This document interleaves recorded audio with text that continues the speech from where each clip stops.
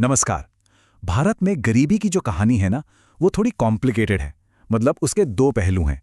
एक तरफ तो जबरदस्त कामयाबी की एक दास्तान है और दूसरी तरफ आज भी लाखों लोगों का एक न खत्म होने वाला संघर्ष। आज हम इन्हीं दोनों पहलुओं को आंकड़ों और असलियत के साथ समझने की कोशिश करेंगे। तो चलिए सीधे मुद्दे पर आते हैं और एक बहुत ही दमदार आंकड़े से शुरू करते हैं। 24.82 करोड़। ये उन लोगों की संख्या है जो पिछले सिर्फ 9 सालों में मल्टी डायमेंशनल पॉवर्टी यानी बहुआयामी गरीबी से बाहर निकले हैं।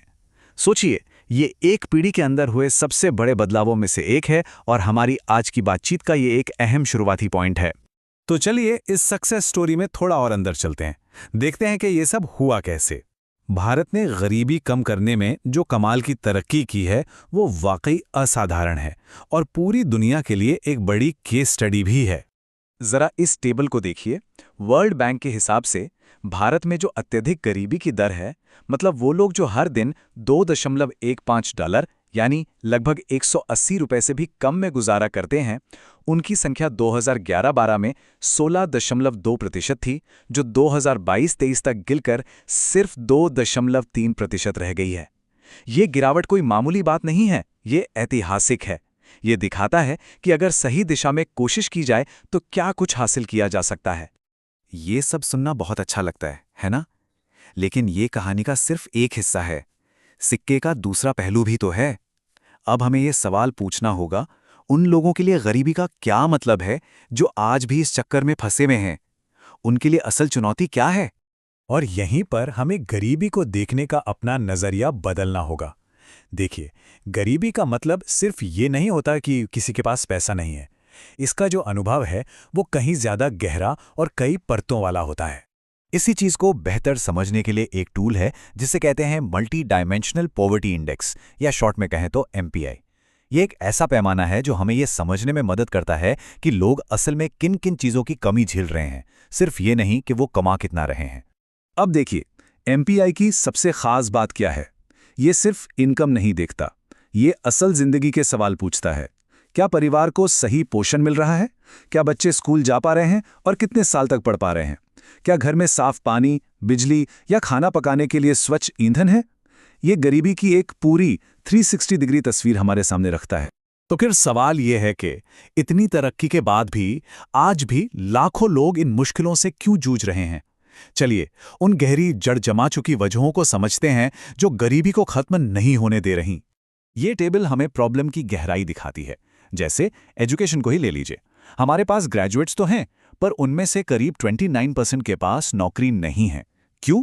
क्योंकि जो स्किल्स उनके पास हैं और जो मार्केट को चाहिए, उसमें एक बहुत बड़ा गैप है। या फिर स्वास्थ्य को देखिए। 67.1% बच्चों में खून की कमी यानी एनीमिया है, जो उनके दिमागी और शारीरिक विकास को हमेशा के लिए रोक देता है। और लैंगिक असमानता तो है ही, जहां महिलाएं मेहनत तो करती हैं लेकिन पुरुषों के मुकाबले कमाती बहुत कम है। ये सारी समस्याएं आपस में जुड़ी हुई हैं। और जब ये सारी चुनौतियां एक साथ आ जाती हैं तो गरीबी का एक ऐसा चक्र बन जाता है, एक विशियस साइकिल, जिससे बाहर निकलना बहुत मुश्किल हो जाता है। खराब शिक्षा मतलब खराब नौकरी, मतलब कम आमदनी। कम आमदनी मतलब खराब सेहत और पोषण, जिसका असर अगली पीढ़ी की शिक्षा पर पड़ता है। और ये चक्र बस चलता ही रहता है। तो इतनी सारी एक दूसरे से जुड़ी हुई प्रॉब्लम्स को सॉल्व करने के लिए सॉल्यूशन भी वैसा ही मल्टी लेयर्ड होना चाहिए। और भारत सरकार ने कुछ इसी तरह की कोशिश की है अपनी कई योजनाओं और स्ट्रेटजीज के जरिए। इस पूरी स्ट्रैटेजी का जो इंजन है वो है वेलफेयर स्टैक, जिसे हम सब जैम ट्रिनिटी के नाम से भी जानते हैं, यानी जनधन बैंक खाते, आधार कार्ड और मोबाइल फोन। इस टेक्नोलॉजी का इस्तेमाल करके सरकार ये पक्का कर रही है कि जो भी सब्सिडी या फायदा है वो सीधे लोगों के बैंक अकाउंट में पहुंचे। इससे बीच के लोग हट जाते हैं और भ्रष्टाचार कम होता है। और ये जो अप्रोच है ये हमें कई बड़ी सरकारी योजनाओं में साफ साफ दिखता है। मनरेगा गांव में रोजगार की गारंटी देता है। जनधन योजना हर किसी को बैंकिंग सिस्टम से जोड़ती है। कौशल विकास योजना नौजवानों को जॉब्स के लिए तैयार करती है। और PDS यानी राशन सिस्टम खाने की सुरक्षा देता है। हर योजना गरीबी के एक खास पहलू को टारगेट करती है। तो सफर तो काफी लंबा तय हुआ है, लेकिन मंजिल अभी दूर है, लड़ाई अभी बाकी है। तो गरीबी को जड़ से खत्म करने के लिए आगे का रास्ता कैसा होना चाहिए? तो आगे का जो रोड मैप है वो बिल्कुल क्लियर है। हमें लोगों को ऐसे स्किल्स देने होंगे जिनकी मार्केट में डिमांड हो। जो कमजोर हैं उनके लिए हेल्थ केयर और पेंशन जैसे सेफ्टी नेट्स को मजबूत करना होगा। गांवों में सड़क, बिजली और इंटरनेट पहुंचाना होगा ताकि अवसर गांव तक पहुंचे। हमें एक ऐसा विकास चाहिए जो टिकाऊ हो और जिसका फायदा सबको मिले, ना कि सिर्फ कुछ लोगों को। और एक बात साफ है, ये इतना बड़ा काम है कि सिर्फ सरकार के करने से नहीं होगा। जैसा कि इस कोटेशन में कहा गया है, गरीबी की इस विशाल चुनौती से निपटने के लिए प्राइवेट सेक्टर, एनजीओज और समाज के हर नागरिक की भागीदारी बहुत जरूरी है। ये हम सबकी मिलीजुली कोशिश होनी चाहिए। और जाते जाते मैं एक सवाल छोड़कर जाना चाहता हूं जिस पर हम सबको सोचना चाहिए।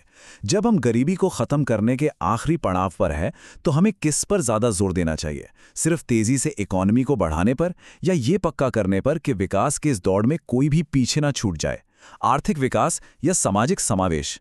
इस सवाल का जवाब ही भारत का भविष्य तय करेगा। इस अहम सवाल पर जरूर सोचिएगा। आज हमारे साथ इस चर्चा में शामिल होने के लिए बहुत बहुत शुक्रिया। अगर आप ऐसे ही मुद्दों पर और गहराई से विचार करना चाहते हैं तो थिंक विद रवि चौहान को लाइक, शेयर और सब्सक्राइब करना ना भूलें। जल्दी फिर मिलेंगे।